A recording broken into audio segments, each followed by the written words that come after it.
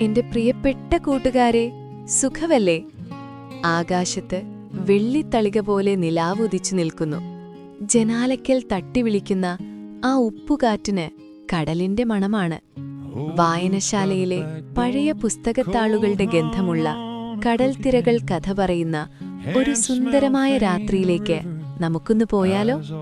അങ്ങകലെ ആകാശം മുട്ടുന്ന മലനിരകൾക്കും ഇരമ്പുന്ന കടലിനും നടുവിൽ ഉറങ്ങിക്കിടക്കുന്ന ഒരു കൊച്ചു തീരദേശ ഗ്രാമമുണ്ടായിരുന്നു.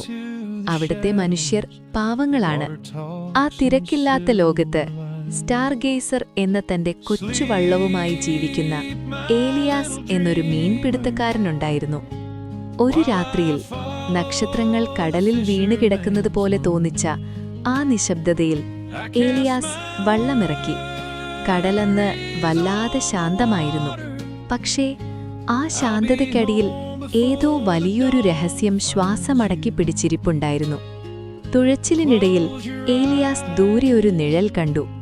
അടുത്തേക്ക് ചെന്നപ്പോൾ അവന്റെ ശ്വാസം നിലച്ചുപോയി. അതൊരു തകർന്ന കപ്പലായിരുന്നു. കാലപ്പഴക്കം കൊണ്ട് ജീർണിച്ച കടൽപ്പായലുകൾ പൊതിഞ്ഞ ഒരു പഴയ പടുകൂറ്റൻ കപ്പൽ. കടലെന്നു പറഞ്ഞാൽ ഒരു വലിയ മാന്ത്രികനെ പോലെയാണ്. ചിലപ്പോൾ അത് മുത്തുകൾ തരും, ചിലപ്പോൾ ഹൃദയം പിളർക്കുന്ന രഹസ്യങ്ങളും. ഏലിയാസ് പതുക്കെ മന്ത്രിച്ചു. ഭയവും ആകാംക്ഷയും ഉള്ളിലൊതുക്കി ഏലിയാസ് ആ കപ്പലിലേക്ക് കയറി. തകർന്നു വീഴാറായ മരപ്പലകകൾക്കിടയിൽ നിന്ന് അവനൊരു ചെറിയ പെട്ടി കിട്ടി. അതിൽ പൊന്നും പണവുമായിരുന്നില്ല, മറിച്ച് കാലപ്പഴക്കം കൊണ്ട് നിറം മങ്ങിയ ഒരു ഡയറിയായിരുന്നു. ആ ഡയറിയിലെ താളുകൾ മറയുന്തോറും ഏലിയാസിന്റെ നെഞ്ചിടിപ്പ് കൂടി. അതൊരു വെറും യാത്രാവിവരണമായിരുന്നില്ല. ആ കപ്പലിൽ നടന്ന ചതിയുടെയും അധികാരമോഹത്തിന്റെയും ഭയാനകമായ ചില കൊലപാതകങ്ങളുടെയും വിറയ്ക്കുന്ന അക്ഷരങ്ങളായിരുന്നു അത്. ആരോ ലോകത്തോട് പറയാൻ കൊതിച്ച സത്യങ്ങൾ.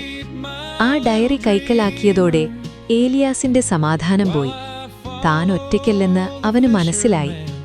ഇരുളിൽ ആരോ തന്നെ നിരീക്ഷിക്കുന്നുണ്ട്. ആ പഴയ രഹസ്യങ്ങൾ പുറത്തുവരാതിരിക്കാൻ ഇരുട്ടിന്റെ ശക്തികൾ അവനെ വേട്ടയാടി തുടങ്ങി. എങ്കിലും ഏലിയാസ് തളർന്നില്ല. സത്യം പുറത്തുകൊണ്ടുവരണമെന്ന വാശി അവനെ മുന്നോട്ട് നയിച്ചു. ഒടുവിൽ കടൽത്തീരത്തെ വലിയൊരു മലയിടുക്കിനുള്ളിലെ ഗുഹയിൽ വെച്ച് ഏലിയാസ് ആ അജ്ഞാത ശത്രുവിനെ നേരിട്ടു. അതൊരു മരണപ്പോരാട്ടമായിരുന്നു. കയ്യിൽ ആയുധങ്ങളെക്കാൾ വലിയ സത്യത്തിന്റെ കരുത്തവനുണ്ടായിരുന്നു.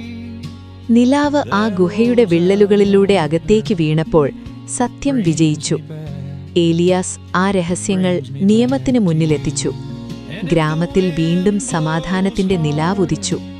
ഏലിയാസ് വീണ്ടും തന്റെ മീൻവള്ളവുമായി കടലിലേക്ക് പോയി. പക്ഷെ ഇത്തവണ അവൻ വെറുമൊരു മീൻപിടുത്തക്കാരനായിരുന്നില്ല. അനീതിക്കെതിരെ പോരാടിയ ഒരു നിശബ്ദ സാക്ഷിയായിരുന്നു. ഇനി എന്റെ കൂട്ടുകാർ കണ്ണുകൾ പതുക്കെ അടയ്ക്കൂ. ആ കടൽക്കാറ്റ് നിങ്ങളെ തലോടുന്നത് അനുഭവിക്കൂ. സത്യത്തിനുവേണ്ടി നിലകൊള്ളുന്നവർക്ക് എന്നും നല്ല സ്വപ്നങ്ങൾ മാത്രമേ ഉണ്ടാകൂ. ഏലിയാസിനെ പോലെ ധൈര്യത്തോടെ നമുക്ക് നിദ്രയിലേക്ക് ആണ്ടുപോകാമല്ലോ. ശുഭനിദ്ര എന്റെ പ്രിയപ്പെട്ട കൂട്ടുകാരെ.